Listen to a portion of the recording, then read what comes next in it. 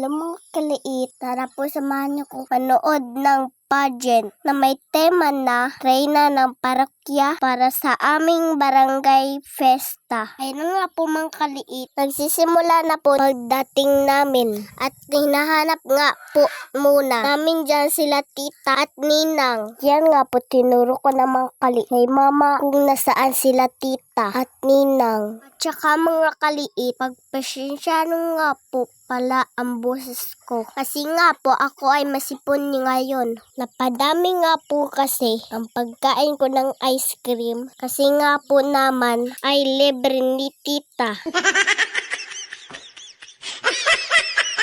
Diyan ko po nakaupo sa may unahan ni Papa. May nag-perform nga po muna dyan habang nagbibihis ang mga kandidata. Ito pong mga kaliit, paroodin nyo po.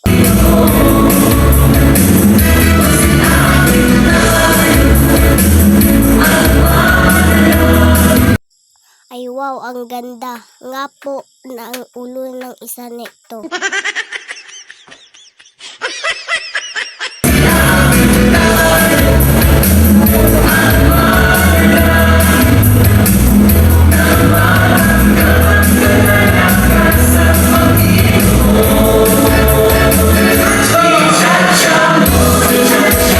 Ganda nga po ang tugtog mga kaliit at ganito nga po kami kalayo sa stage. Bumili nga muna ko po dyan mga kaliit ng biskwit na choco tops. Sinasara ko na muna po dyan ang aking mini bag. At di ko nga po alam na nakasunod ng aking taga-video.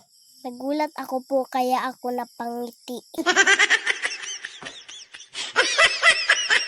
Kinain ko na po dyan ang binili kong biskwit para sa labanang ng long gown competition. Naka-flight na muna nga po. At yan nga po ang unang kandidata. Pakinggan po natin ang tugtog para sa kanilang pangrampa ng kanilang mga kumikinang at nagagandahang kasuotan.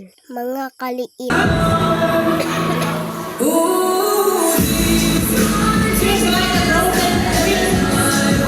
At kung narinig nyo nga po, ang host o MC ay pinapakilala ang mga kandidata at dinidescribe ang kanilang mga kasuotan. At dyan nga po, inumin naman ang binili ko at pinabuksan ko na rin po kay Papa. At kaso nga lang po ay siya naman ang unang uminom. Ito nga po pala mga kaliit ang iba pang mga kandidata.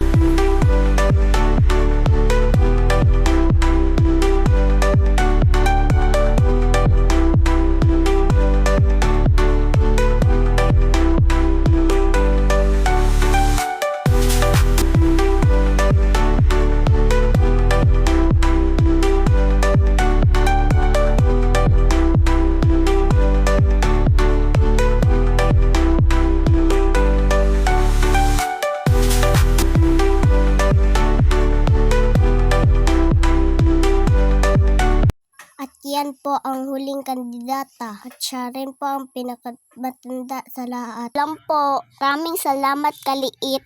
Bye-bye po.